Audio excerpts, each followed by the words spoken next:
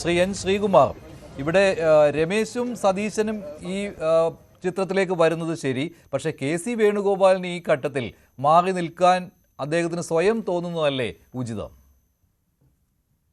നോക്കൂ Shri മഞ്ജുഷേ, U D എഫിന്റെ വലിയ ഭൂരിപക്ഷം, അതായത് 102 MLA കിട്ടിയ ഭൂരിപക്ഷത്തിന് ശേഷം മുഖ്യമന്ത്രിയെ തിരഞ്ഞെടുക്കാനുള്ള കോൺഗ്രസിന്റെ നടപടി ഇന്ന് തുടങ്ങിക്കഴിഞ്ഞു. അതിന്റെ ആദ്യത്തെ ഏതാണ്ട് ഘട്ടം അവസാനിച്ച് അതിന് നിരീക്ഷകനായി വന്ന അജയ് മാക്കനും മുകുൾ വാസനിക്കും ഡൽഹിക്ക് തിരിച്ചുപോയി. അപ്പൊ അവരെത്രയും പെട്ടെന്നൊരു തീരുമാനം ഉണ്ടാകുമെന്നാണ് പ്രതീക്ഷിക്കുന്നത്. കാരണം ഇന്നലെ കണ്ട കേരളത്തിലെ കോൺഗ്രസിനെ അല്ല ഇന്ന് കാണുന്നത്. കാരണം ഇന്നലെ ഞാനൊക്കെ പറഞ്ഞിരുന്നു, തെരുവിലേക്കൊന്നും ആരും ഇറങ്ങിയില്ലല്ലോ. ഫേസ്ബുക്കിലും അതുപോലെ വാട്സപ്പിലും ഒക്കെ ഉള്ള അവരുടെ തീരുമാനങ്ങളും പ്രതിഷേധവും അമർഷവും പ്രോത്സാഹനവും ഒക്കെ അല്ലേ ഉണ്ടായിരുന്നുള്ളൂ. പക്ഷെ ഇന്നിപ്പോ അതല്ല. ഇന്ന് സ്ഥിതി നേരെ മറിച്ചായി. പ്രവർത്തകര് അവർക്കിഷ്ടമുള്ള നേതാക്കൾക്ക് ജയ് വിളിച്ചുകൊണ്ട് രംഗത്തിറങ്ങുകയാണ്. അപ്പൊ അതുകൊണ്ട് അത് മാത്രമല്ല, വാർത്താ മാധ്യമങ്ങളാണെങ്കിൽ അവരുടേതായ രീതിയിലുള്ള ചില നിരീക്ഷണങ്ങളൊക്കെ നടത്തിക്കൊണ്ടിരിക്കുകയാണ്. അപ്പൊ ഈ ഒരു സാഹചര്യത്തിൽ എത്രയും പെട്ടെന്ന് കോൺഗ്രസിന്റെ ഒരു തീരുമാനം ഉണ്ടാകുമെന്നാണ് ഞാൻ പ്രതീക്ഷിക്കുന്നത്. കാരണം ഇതിപ്പോ വല്ലാതെ കൈവിട്ടു പോയാൽ ബുദ്ധിമുട്ടാവും. അല്ല, ഇത് ഇതിനകം തന്നെ കൈവിട്ട് പോയില്ലേ? ഈ 3 നേതാക്കളും പിന്മാറാൻ തയ്യാറായിട്ടില്ല. ഇപ്പോൾ അവിടെ നിന്ന് കിട്ടുന്ന വിവരങ്ങൾ, പിന്നെ നമുക്ക് ഈ MLA മാരെയൊക്കെ അറിയാവുന്നതാണ്. പുതിയ ആൾക്കാരാണെങ്കിലും പഴയ ആൾക്കാരും ആണെങ്കിൽ പോലും ആരൊക്കെ ആർക്കൊക്കെ പിന്തുണ നൽകുന്നു എന്ന കാര്യവും നമുക്കറിയാവുന്ന കാര്യമാണ്. കെ സി വേണുഗോപാലിനാണ് ഭൂരിപക്ഷം ആളുകളുടെയും ഇപ്പോൾ ജയിച്ചു വന്നിട്ടുള്ള ഭൂരിപക്ഷം നിയുക്ത MLA മാരെന്ന് പറയാമല്ലോ. MLA മാരായി സത്യപ്രതിജ്ഞ ചെയ്തിട്ടില്ല, അതുകൊണ്ട് സാങ്കേതികത്വം മാത്രം. അവരുടെ പിന്തുണ വരുന്നത് കെ സി വേണുഗോപാലിനാണ്. പിന്നെയേ ഉള്ളൂ VD സതീശനും രമേശ് ചെന്നിത്തലയ്ക്കും വരുന്നുള്ളൂ. അതിൽ രമേശ് ചെന്നിത്തല കഴിഞ്ഞിട്ടേ VD സതീശനുള്ളൂ. നമുക്കും ആ തലയെണ്ണാവുന്നതാണ്. അപ്പോൾ അങ്ങനെ വരുമ്പോൾ കെ സിക്കാണ് പിന്തുണ വരുന്നത്. അപ്പോൾ MLA മാരുടെ അഭിപ്രായമാണ് കേൾക്കുന്നതെങ്കിൽ കെ സി മുഖ്യമന്ത്രിയാകണം. പക്ഷേ കേരളം അത് ആഗ്രഹിക്കുന്നില്ല, പൊതുജനം അത് ആഗ്രഹിക്കുന്നില്ല. അപ്പോൾ കോൺഗ്രസിന് ഉചിതമായിട്ടൊരു നിലപാടെടുക്കാവുന്ന VD-യോ രമേശോ, ഈ 2 പേരിൽ നിന്ന് ഒരാളെ ആക്കുക എന്നുള്ളതാണല്ലോ. ഞാൻ പറഞ്ഞു വന്നത്, ഇത് കൂടുതൽ രൂക്ഷമായി മാറുമെന്ന് ഞാൻ പറയാൻ കാരണം വേറൊന്നുമല്ല. ഇന്നത്തെ പ്രകടനമൊന്നും വലിയ കുഴപ്പമുള്ളൊന്നുമല്ല. VD സതീശനെ മുഖ്യമന്ത്രി ആവണമെന്ന് ആവശ്യപ്പെട്ടുകൊണ്ട് ഒരു കൂട്ടർ പ്രകടനം നടത്തുന്നു, വേറൊരു കൂട്ടര് കെ സി വേണുഗോപാലിന്റെ ചിത്രത്തില് പാലഭിഷേകം നടത്തുന്നു. അതൊക്കെ ഒരു രസകരമായിട്ട് അങ്ങനെ കണക്കാക്കാവുന്നതാണ്. പക്ഷെ നാളെ ഇതിനൊരു മാറ്റം ചിലപ്പോൾ വരുന്നത് ഞാൻ പറയാൻ കാരണം, പല പേരുകൾ വന്ന സ്ഥിതിക്ക് ഓരോരുത്തർക്കും വേണ്ടി പ്രകടനങ്ങൾ ആരംഭിക്കാൻ തുടങ്ങും. അതൊരു ബുദ്ധിമുട്ടിലേക്ക് എത്തിക്കും.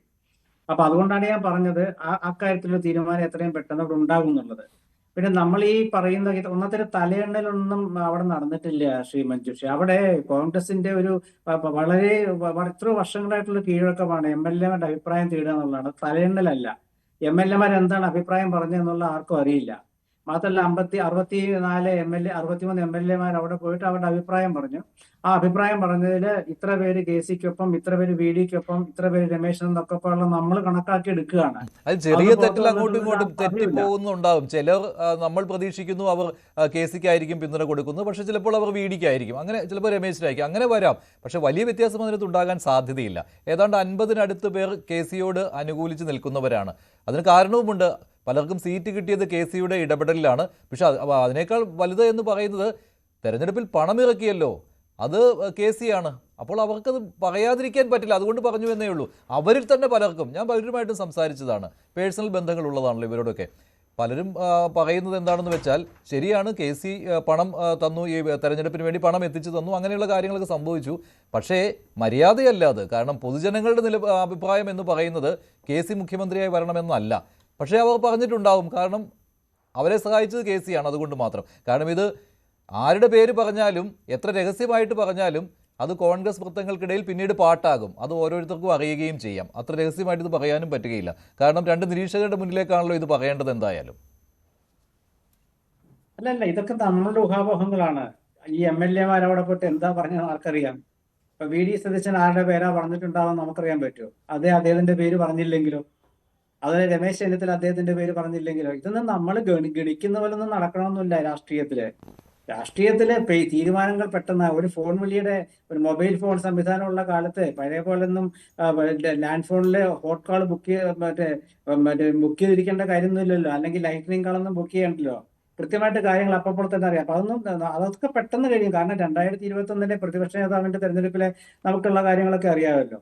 അപ്പൊ കോൺഗ്രസ് രാഷ്ട്രീയം എന്ന് പറഞ്ഞാൽ അങ്ങനെയാണ്. അപ്പൊ അതിൽ പ്രത്യേകിച്ചുള്ള ഒരു സൗഹാർദ്ദ രാഷ്ട്രീയമൊക്കെ അതിന്റെ പിന്നിലുണ്ട്. അതും ഒക്കെ കണക്കാക്കണം നമ്മൾ. അപ്പൊ അതുകൊണ്ട് ഇതിപ്പോ എന്താ വെച്ചാൽ ഈ 3 പേരാണ് സ്ഥാനാർത്ഥികൾ നമ്മൾ പരിഗണിക്കുന്നത്, നമ്മൾ മനസ്സിലാക്കുകയാണ്. നേരെ മറിച്ച് വേറെ ഏതെങ്കിലും MLA അദ്ദേഹത്തിന് മുഖ്യമന്ത്രി ആണെന്ന് പറഞ്ഞാൽ നമ്മൾ അറിയോ? ഇല്ലല്ലോ. അപ്പൊ അതൊന്നും വിഷയമുള്ള കാര്യം, എന്തെങ്കിലും നടക്കട്ടെ. പക്ഷേ കോൺഗ്രസിന്റെ ആ നടപടിക്രമത്തിലെ ആദ്യത്തെ ഘട്ടം ഇന്ന് അവസാനിച്ചു.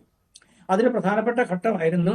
അതിന് അവസാനിച്ച ശേഷം നാളെ ഒരു ഡൽഹിയിൽ പോയിട്ട് കോൺഗ്രസ് അധ്യക്ഷനോടും അതുപോലെ കേരളത്തിലെ MP ആയ പ്രിയങ്ക ഗാന്ധിയോടും അതുപോലെ കേരളത്തിലെ മുൻ MP ആയിരുന്ന കോൺഗ്രസിന്റെ നേതാവായ രാഹുൽ ഗാന്ധിയോടും ഒപ്പം തന്നെ ശ്രീമതി സോണിയാഗാന്ധിയോട് ഇക്കാര്യം സംസാരിക്കും. അതിനുശേഷം ഒരു തീരുമാനം എത്രയും പെട്ടെന്ന്, ഇന്നിപ്പോ വെള്ളിയാഴ്ചയായി, മറ്റന്നാളേക്ക് ഒരു തീരുമാനം ഉണ്ടാക്കും അവര്. കാരണം തീരുമാനം ഉണ്ടാക്കാന്ന് വെച്ചാൽ 4-ാം തീയതിയാണ് റിസൾട്ട് വന്നത്. ഇന്ന് 6-ാം തീയതി ആയിട്ടുള്ളൂ കേട്ടോ. 2 ദിവസമായിട്ടുള്ളൂ. 2 ദിവസം ഇത്ര വലിയ കാലയളവൊന്നുമല്ല. അതുകൊണ്ട് അതൊരു വിഷയമുള്ള കാര്യമില്ല. പ്രതിപക്ഷ നേതാവിനെ തിരഞ്ഞെടുക്കാൻ പോലും പറ്റാത്തൊരു കാലമാണിത് CPM-ന്. അപ്പൊ അതൊരു വിഷയമുള്ള കാര്യമല്ല. 2 ദിവസം കൊണ്ടൊക്കെ അല്ല, അത് സമയത്തിന്റെ പ്രശ്നമൊന്നുമില്ല. പക്ഷേ പലരും അവകാശപ്പെട്ടത് 2 മണിക്കൂറിനുള്ളിൽ, ഒറ്റ ദിവസത്തിനുള്ളിൽ എന്നൊക്കെ പലരും അഭിപ്രായപ്പെട്ടതും വീമ്പടിച്ചതുമാണ്. അതൊന്നും ഇവിടെ കണ്ടില്ല. അതുകൊണ്ട് ആ ചോദ്യവും ഉയരും. Doctor G. ഗോപകുമാർ. കൂടുതൽ വാർത്തകൾക്ക് News 18 Keralam YouTube channel subscribe ചെയ്യുക.